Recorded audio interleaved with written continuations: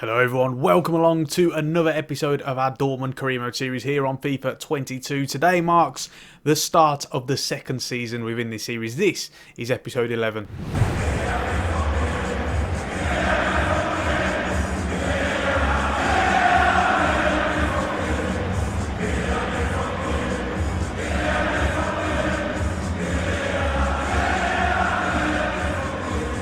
So thank you for joining me, everyone. If you're new to the series, first and foremost, go and watch the previous 10 episodes. There is a lot happening, a lot going on. It's an exciting series, it really is, one that I'm really enjoying.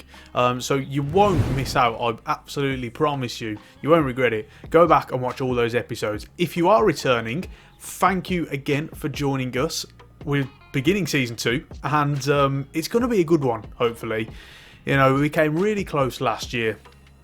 And I just feel like we can go that step further this year, even though there is some big outgoings, some big news. Let's get you onto it. Yes, you will have seen it from last episode, but it is now confirmed. Erling Haaland leaving us for Real Madrid. They activated his release clause of €244 million. Absolutely whopping. So he's gone. He's gone. He has to leave as well. We didn't really want to stand in his way. We felt like it was probably a realistic proposition that he would be leaving in this second season anyway. So, yeah, we've got a lot of money to play with. We're not going to go out and spend all of it because I don't think that's a realistic proposition. But we are trying to do what we can. So there's a lot going on today. In this episode, what you can expect is, one, we have got the transfer window. We're still in the transfer window. It's only July. Played pre-season or simmed it because a lot of my players still on international duty, which is really frustrating. They haven't changed the World Cup for this. So we got the transfer window, and we're going to go right the way to deadline day in this episode. In the middle of that, we do have 3 games as well. We begin our Bundesliga campaign. We're going to have post-com highlights of all of those. And the reason why is that I just want to get through the transfer window, get our side and squad settled, and then we can really look at what games we can do. So we're going to have 3 post-com games for you. Of those, Frankfurt, Werder Bremen, and also Hertha Berlin. And then transfer deadline day, and we're going to get through the transfer window. So it's going to be a really good one. There's a whole lot to tell you about already. So let's start with that. Right then, so of course we've lost Haaland, we've got a bit of money to play with. First things first, I asked you guys in the last episode for suggestions of transfers that we could look at. Some incredible suggestions, a lot of you getting back to me, really appreciate it. Some fantastic suggestions, I mean some that I didn't even think of that were really, really good. One of the most popular, and we're going to have a look at him, is Jeremiah St. Juste, of course, at FSV Mainz in real life. Now, he has apparently been linked, rumoured, to be with to join Dortmund at some point in real life. And looking at him, I'm all for this signing. I absolutely love this signing. We, of course, spoke about wanting a centre-back. We looked at Klosterman, but unfortunately, he has just transferred to Roma on this game. We're also looking at Mukiele, who, of course, we spoke about a lot. But he's just a lot of money. We're going to go into the transfer hub now. And really show you that he's still 43 million, even though his contract runs out at the end of the season. So that's just really frustrating to me. I know I've got the money. I know you guys are probably thinking pay it, but I just don't think I don't want to. I don't want to pay 44 million for a player, particularly one whose contract runs out in like 10 months time. So, you know, we're going to hold off on firing that one. But in terms of St. Juste, that is one I am absolutely nailed on. So very shortly we are going to go in for him. Elsewhere, a whole ton of suggestions.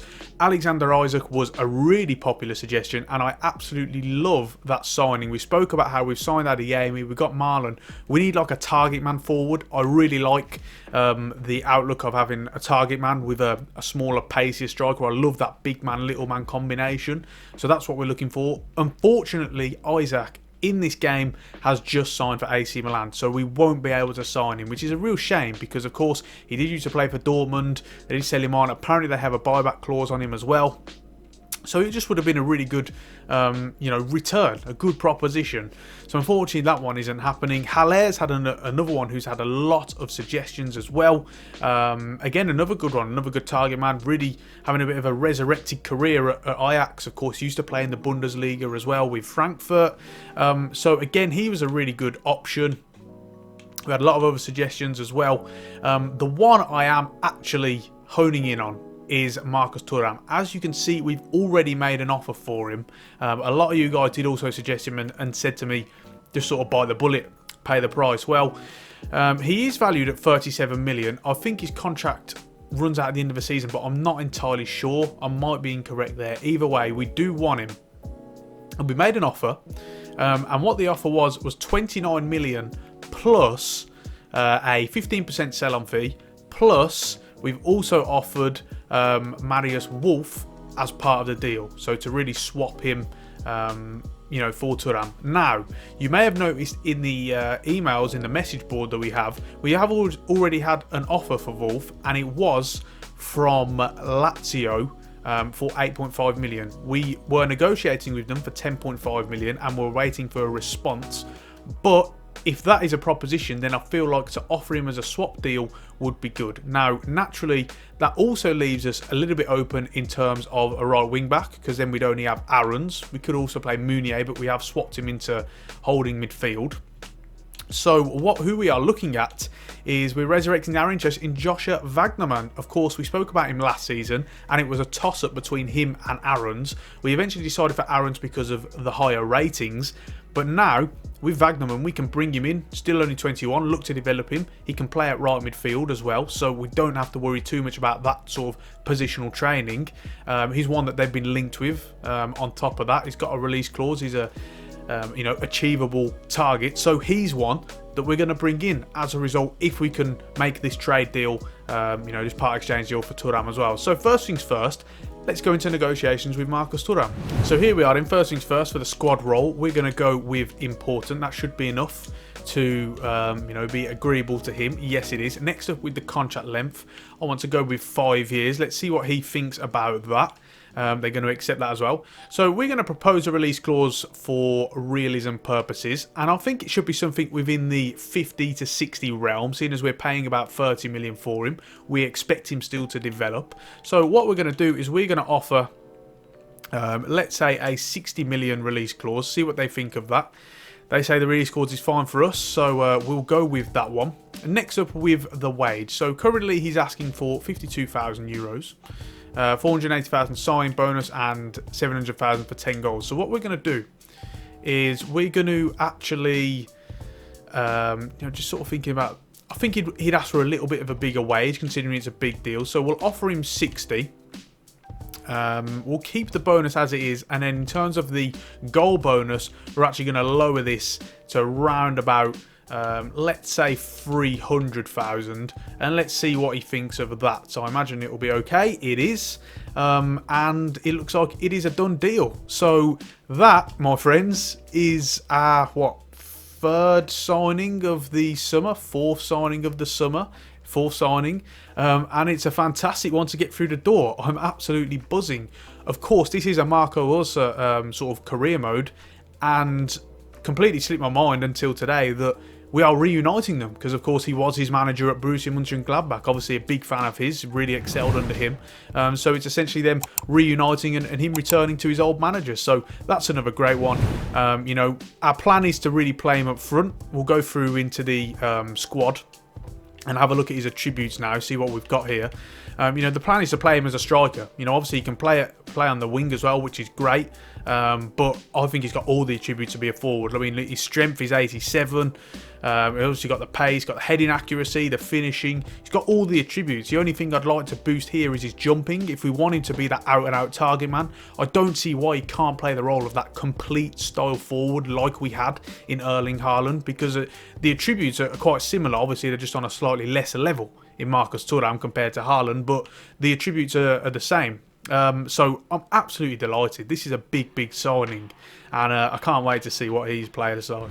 So what about elsewhere then? Well, a couple of things to sort of talk to you about. Obviously, we've really been playing Dahoud as that defensive midfielder, sort of a deep line playmaker. Naturally, we sort of needed a defensive midfielder as well as him, because we have Buffonta, who obviously still needs quite raw, needs a lot of developing. Meunier is there as well, but he's coming into the tail end of his career now, in his 30s. He's starting to regress a little bit. Defensive awareness isn't great for a defensive midfielder either. So we were looking at another defensive midfielder. However, what my thinking is if we sign someone like St. Juste or Mukiele, probably St. Juste, then we'll have really 5 to 6 centre-backs. What we can do is we can relocate Emre Can back to defensive midfielder. You'll remember we changed him to centre-back last season. Wasn't overly impressed with how he was playing. He was sort of out of position quite a lot. He was struggling a little bit for form. I think we boost him back up to defensive midfield, and then when we get a centre-back in, such as St. Juste, then we'll really be sound. So we won't have to go out and really panic and trying to find a defensive midfielder. I think we'll be settled in that position. So what about the other signings then? Well, let's have a look at them. First things first, with St. Juste, love to bring him in right now. Let's get our business done early. You know, Dortmund like to do that. I like to do that. Almost every club wants to get their business done early, because that's a successful window. So with Jeremiah St. Juste, let's go for it. His contract expires at the end of the season, so he has a reduced value of 15.5 million, and I think that's a fee that we're more than willing to match for him. So we'll offer that fee, and it should go absolutely fine at 15.5 million. I probably should have added a sell-on clause, actually. A bit late now, unfortunately, but 15.5 million, not bad at all. So let's go into negotiations with him now and see what he's saying. So for the squad role, we're going to put rotation. However, I do expect him to be an important player. Unfortunately, he wants important, so we'll just accept that, no problem. For the contract length, he's asking for 3 years. I'm going to counter that and ask for 4. That'll be alright, and we can always renegotiate if he develops to a really high level and he wants a higher wage. That's no problem. They're not asking for a release clause, so this time I will accept it. Remember, not every player has a release clause. They're actually quite rare outside of somewhere like Spain, where it is the law. So we'll accept that, that's okay. And then for the wage itself, he's asking for around about 40,000, signing bonus of 360,000, and then the clean sheets bonus as well. So what I'd like to do is remove that clean sheets bonus, and I'm happy to boost his wage just a little bit to something like 42.5 thousand. That should be enough. Yes, it is. He is okay with that. So that means we do have another one through the door, Jeremiah St. Juste, and it's really turning into a successful transfer window. So next up, we're looking at Josha Vagnoman. We're going to bring him into the club. Him and Max Aarons will form part of that rotation. Good to get another homegrown player in. He does have a release clause of 15.3 million, but as they're in the second division, you know, I think we could get away without paying for that, particularly how he's been there for some time now. His contract will start to be running down. So I'm going to look to try and get a little bit of a cheaper deal here. We'll look for something in the high single digits, so maybe a 9 million. What we're going to do is we'll start off with 8 million, and then we'll add a sell-on clause of, let's say, 10%. See what they think of that. They're actually asking for Thomas Meunier in exchange. So I'm not really interested in anything like that. So we'll propose a new transfer fee. We'll go up to 9 million this time around. Unfortunately, we can't actually offer a sell-on clause now. That's going to be a glitch with the game. Fortunately, they're asking for 9.3. We will accept that offer, and I think that's a fairly respectable price for what we're getting in Vagnoman. Now, unfortunately, Vagnoman is asking for an important role, even though he's only 73 rated. I can't actually get it down to rotation, unfortunately. So this is going to be a sticking point. We're going to have to accept that and just hope that he doesn't kick off about it, really. It's a bit unrealistic him asking for an important role at only 73 rated. But never mind. Contract length 4 years. We're going to try and extend that to 5, and they will accept that. With the release clause, we'll allow, or not allow, in fact, a release clause, and see what he's saying for the wages. So again, £19.5 thousand a week. We're going to remove the appearance bonus and see what he says with regards to that. He's asking for an increased wage of 22,000. So we're going to accept that. I think that's fairly respectable. Again, remember, with Haaland leaving, we'll also leave a big wage budget open as well to us, on top of course, that 240 million that he's allowed us. So it's enabled us to pay these sort of wages. So again, another one through the door. Josha Vagnoman, Jeremiah St. Juste, Marcus Thuram, Karim Adeyemi, and of course the 2 players from Dortmund too as well. We're really starting to bring him in now, and it's turned into an absolutely fantastic window. So let's have a quick look at our 2 new signings. Jeremiah St. Juste, unbelievable physical traits for a centre-back. Look at that, 91 pace at centre-back. That's unbelievable. He's going to slot into that back three absolutely seamlessly. You know, he's very good in all areas. So, you know, he's decent in all areas, I should say. You know, they're all in green, all his defensive stats, defensive awareness, and if we go down here, slide tackle, stand tackle, you know, the strength.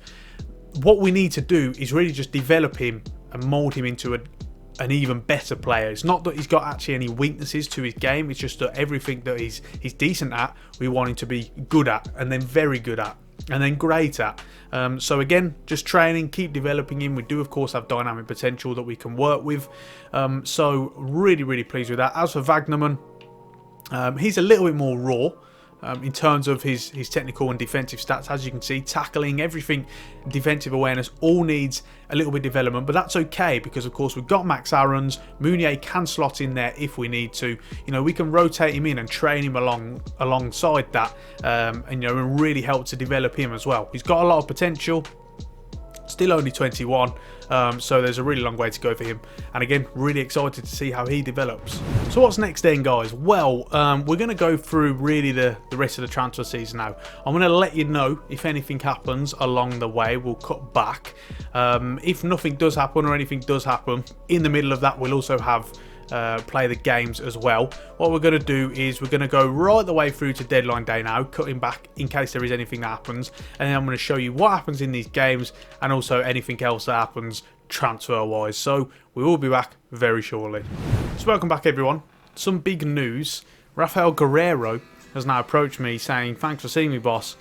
I don't see my future here. Literally the exact same message as Haaland. And on the day, I'm guessing it's programmed into the game because now Arsenal have come in and met his 164 million euro release clause. Really? No, it's getting a bit ridiculous now. We have to remember that obviously I changed him to left midfield and that just boosted his rating up and, you know, inflated his value as a result. Let's see if we go into the squad hub here and we can try and renegotiate his deal and see if he'll stay. You know, I'm really not looking to, you know, recently renegotiate a contract with this player. So unfortunately, it's out of our hands already. I can't. It won't let me negotiate. Apparently, we recently negotiated a deal. Try and look at that. I guess we must have done it at the end of last season. I can't remember now. I guess we did, yeah. And they've met his clause. I didn't think anyone was going to meet that clause, but there you go. 164 million for Rafael Guerreiro. So yeah, we're making a lot of money. Unfortunately though, that is severely hurting our squad. I didn't want to be selling him. Now we do have a contingency plan in place. I spoke about that earlier. We were looking at Gosens, who of course is at Atalanta. We had him in the contingency plans. Now he may have just renegotiated a deal, a new contract, and if so, that could lead us in a bit of trouble. No, it doesn't. Now, we're going to have to pay a fair bit of money for him here. 33 million is his current value. But, you know, I don't really see what else I can do in this sense. I weren't expecting Guerreiro to leave. I weren't expecting him to... someone to be paying his clause. They're asking for Marco Reus and 15 million. You know, obviously I'm not going to do that. Let's propose a new transfer fee. We'll go to 34 million. And see what they say. I've got a feeling this isn't going to come off. I really am.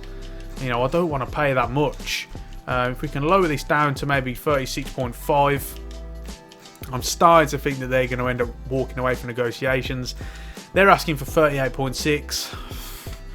I mean, I guess we're going to have to go for it. You know, I don't really like having to pay that for someone who's 28. I don't know. I mean, he's a really good player. I absolutely love to have him in. And he's perfect for this free back system as well. But, you know, I didn't really want to pay that much for someone like him. Right then, guys, so here we are. We've decided to go through with it. Now, there was also Owen Wijndal available for around about the same price from AZ Alkmaar, also a left back. And Bayer Leverkusen have come in for him, offering around about 36 million. But for some reason, I'm just leaning toward Gosens, and I'm not sure why. Whether it's because I don't know. I don't really know what it is, but I'm just preferring Gosens to Wijndal. And so we're just going to have to go through with it. We'll have to buy the bullet. We're getting a lot of money. Look at the transfer budget. That's ridiculous. 320 million. We haven't even sold Guerreiro yet. So we just have to get on with it. In terms of the wages, he's on 67, so we're going to offer him 80, and we're going to give him a signing bonus of 500,000 as well. Let's see what they say about that. I'm sure they'll be very happy, of which they are.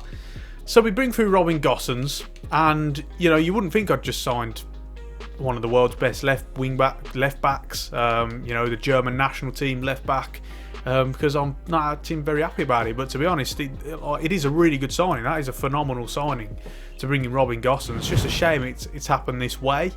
With Guerrero as well, obviously wasn't looking to sell him. We've got Schultz as a backup. Whether or not we still go and bring in, well, probably not Vinyl. You're not going to pay that much for a backup, are you? But someone like Luca Netz, who's on here as well, currently at Mönchengladbach, we'd probably boost the amount that we pay for him, but that's always an option. That we could do that as well. That's something I'm going to look into. But to get Robin Gosens in as a replacement for Guerrero, really, really good. So welcome back, guys. Before we get into transfer news, we are on deadline day now. First things first, let's show you what's happened in the previous 3 games. So once again, our campaign started with, yes, you guessed it, Frankfurt. You'll remember the first game last season, we did of course bottle a 4-0 lead in the opening game against these to end up drawing 4-4. And this time around, it was a little bit of the same again. We started off really well. Max Aarons producing a really good switch over to the Gosens on the left hand side. He found an on-running Daniel Marlon, whose shot was saved, but Marcus Thuram was there to get the rebound and get his campaign off and running on his debut. A great start to life in a Dortmund shirt. Unfortunately, our joy was short-lived. They sent a really good ball through to Stuart Armstrong, of all people, who dinks one in, and unfortunately an absolute just ridiculous mess. Train wreck defending at the back eventually leads to Borussia getting an equaliser. They then responded and further extended their lead in the second half. Whilst the commentator was going on about Jules Koundé going to Chelsea, they were taking the lead. Again, disappointing defending from our view, but he unleashes one and makes it 2-1. Thankfully, we did respond fairly soon after. We eventually made some changes, switching out Marco Reus for Giovanni Reina, and again Marcus Thuram getting onto the score sheet for his second in his debut. Another great ball across from Robin Gosens, having a great start to his campaign. Max Aarons then gets the ball and a bit of space on the right hand side. He feeds through Daniel Marlon with a really good driven cross, and Marlon is there to tap it home with a really great run to eventually make it 3-2 and gets back into the lead in the 79th minute. We then finally rounded off our scoring, at least, after Giovanni Reina put a great ball through to Max Aarons and once again getting himself an assist with a lovely dinks cross into Marcus Thuram, who eventually got his hat-trick on his debut. What a way to introduce himself to the Dortmund faithful with a fantastic hat-trick, and it was the start of things to come. Unfortunately though, our joy was a bit short-lived, as despite the fact that we'd gone into 94th minute of stoppage time, Stuart Armstrong, once again, of all people, gets himself onto the score sheet and means that we couldn't even keep a clean sheet for even just a short period of the game. Thankfully though, it was at the end of the game. It was a 4-3 win in the end. Defending's got to improve, but at least we did get the win. We then went into this game against Werder Bremen, I believe newly promoted Werder Bremen as well. As you can see, we went for the same lineup. Didn't see any reason to change it in the early doors. Particularly, we're just trying to get some run of consistency. It started off really well. Marcus Thuram getting through from Max Aarons. He eventually squares it to Daniel Marlon. There's no chance I'm going to turn down the opportunity to take up that square ball. Absolutely no chance. Daniel Marlon then getting his second of the campaign and once again teaming up well with Marcus Thuram. They did actually find an equaliser. Some poor defending from me as I commit with St. Juste. Gonzalez manages to get through, and as he turns, he lays it off to his on-running counterpart and absolutely levers it as it goes off the bar and in to make it 1-1.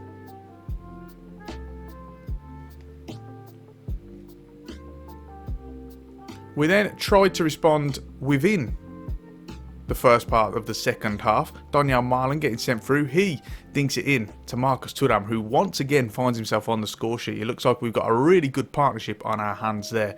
A great way to level the scoring, but unfortunately, this occasion, I try to play offside. Kubel comes out, makes a great save, but unfortunately his defenders don't help him out, and Bremen once again find an equaliser, despite the fact it was against the run of play.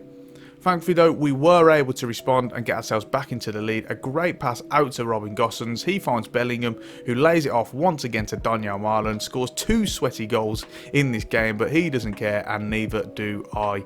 We eventually make it 3-2, and it was thankfully the end of the scoring. Once again then, the defending playing a little bit of a negative part of the game, but we do thankfully get the win.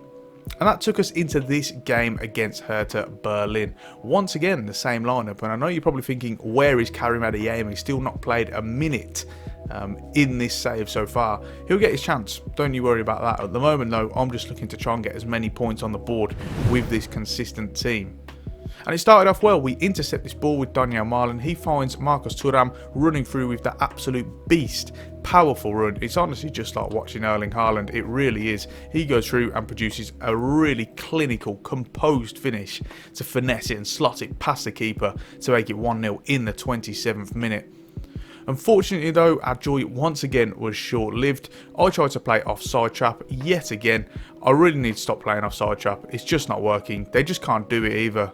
The AI, absolute mess in terms of playing offside, and they do punish us for this. Iñaki Williams, who has somehow transferred to Berlin from Athletic Bilbao, gets onto the score sheet, and unfortunately that was going to be the end of the scoring. We couldn't find a way through despite the fact having a few chances, and it ended at 1-1, so a little bit disappointing in the end not to come out with 3 wins from 3. However, it did mean that we did retain our unbeaten run, which was a very good start to the season. And with that, the league table's looking like this. An unbeaten start to the season, really frustrating. We should have got that win against Hertha Berlin. All on me, you know, trying to play offside trap, trying to be clever.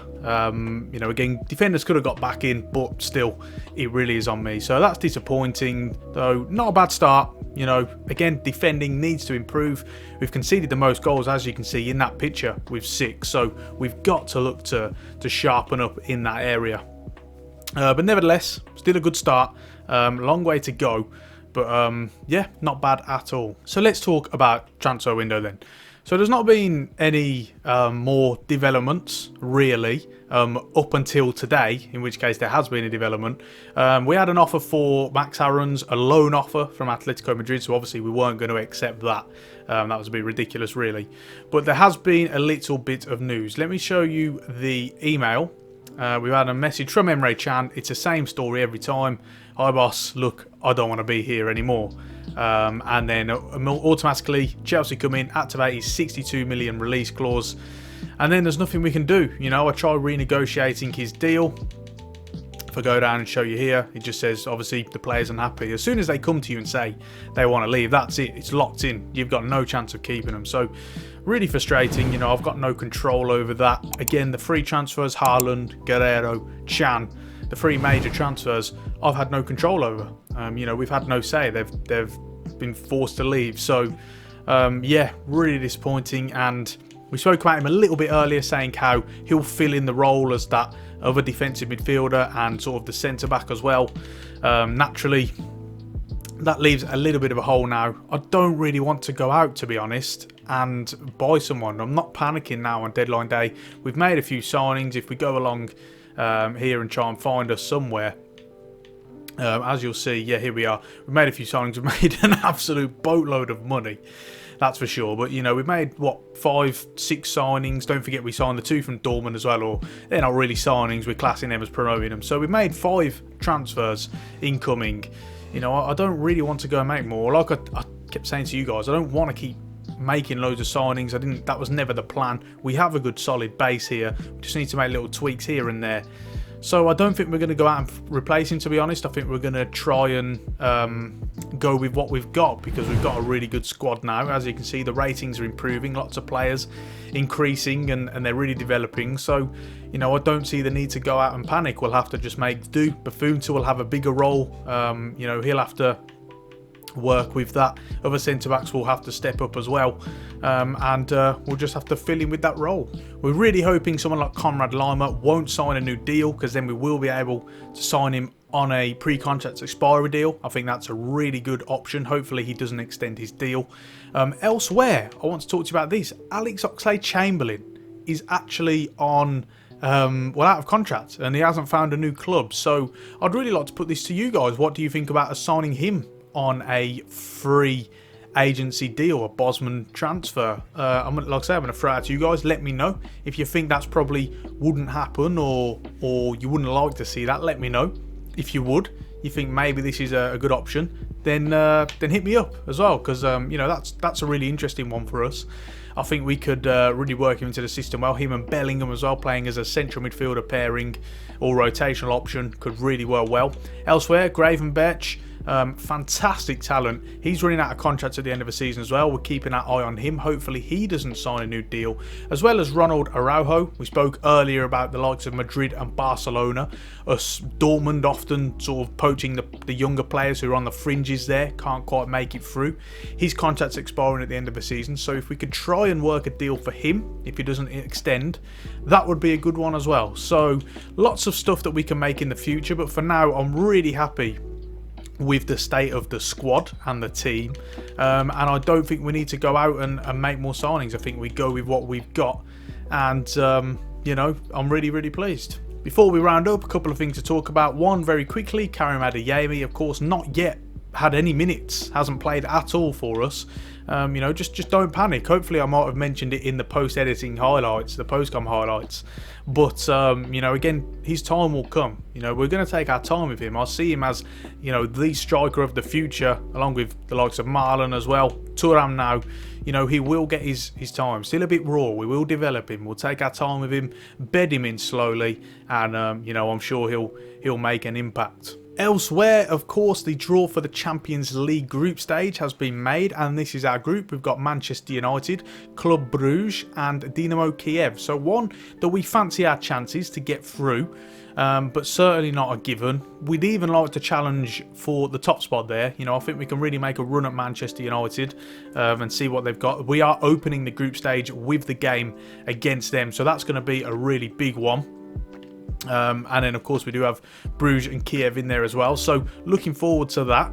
And then in the DFB Pokal, you will not believe this, but in round 2 it's a repeat of last year's final. We are drawn away against Wolfsburg, so what an incredibly tough tie that is to kickstart our campaign. I mean, if we knock them out, then all of a sudden, the route to the final is a whole lot easier. We get rid of one of the contenders, but that is a really tough tie. You'll also see Leverkusen drawn against RB Leipzig as well. So 2 really good ties there. In all fairness, last season we got a fairly easy run to the final. So, I suppose our luck is sort of evening out this time around, and Bayern Munich this time being drawn against Dynamo Dresden. So I expect them probably to be a threat in the next round, but for us, a really tough tie. So as you can see, confirmation that Chan has now sold. 56 million euros we get out of the 62 million euros transfer fee. We're just going to take deadline day right down to the end now. Hopefully we don't really get any more offers for our players. We'd like to leave it there because the squad's in really healthy condition as we come down to about 5 hours to go. And like I say, not looking to make any signings either. Really happy with the way the squad's looking. And I think in terms of the the next few players coming through as well in the youth academy and stuff, I think we're looking really healthy. We've had a transfer offer for Nico Schultz for 14 million. I would actually like more than that. I am actually looking for the 20 million region, because not so much a price just for him, but the fact that it's now 3 hours to go on deadline day. We probably can't get any replacement. We could get in someone like Nets, but with 3 hours to go, they're helping us. They're making us cut it fine. So, I'm not really in any rush to try and sell him. We'll ask for 20 million. That deal would be done with about an hour left, in which time we could get Nets if we wanted to. If not, then I've got no problem with keeping him around. As we come to 1 hour, simulate the last hour, they haven't come back to us, so no need to go out and panic. Really happy with how that's looking Finally, we get a transfer offer for Teagues. It's way too late now, as negotiations for Schultz break down. 1.95 million. We'll just accept it. I really wish they'd have offered that in the transfer window, and we could have got him out of the off the wage bill and out of the squad as well. But hopefully he does leave. And with that, transfer window is now over. In terms of the next episode, I haven't quite decided yet. We'd like to get through more games in less episodes if possible. So we're going to see how that one plays out. You know, whether we're going to do live comms, continue to do them or not, I'm not sure. Maybe we just go with post-com highlights. I don't know what you guys think about that. Any feedback would be really appreciated. But if we were to do a live comment, it would probably be the Man United game. Other than that, though, you know, I think we'll really try and get through a whole boatload of these games and see if we can, you know, get big chunks into each episode. But we'll wait and see how that one plays out. Do let me know your feedback as well in terms of highlights, live com or post com. On that note, I think we're going to finish it off there. If you've enjoyed the video and made it through to the end, thank you so much. Please do drop a like if you've enjoyed it. Make sure to ring the bell as well. Check out my Patreon for loads of incredible rewards, including my FIFA 22 custom tactics packages, where you can get deep dive breakdowns and ratings on every tactic I cover on the channel. Don't forget to check out my second channel with Football Manager 2022 videos on there, as well as checking out all the links in the description. Give me a follow on Twitter. The link to that is in the description. And on top of that, there are the links to my Amazon affiliate links, which will give you links to, such as my gaming PC, all the parts, and all my equipment as well. It does give the channel a little kickback, and it is a great way to support me as well. On that note, we're going to finish it off there. Thank you so much for watching, and until next time, I will see you soon.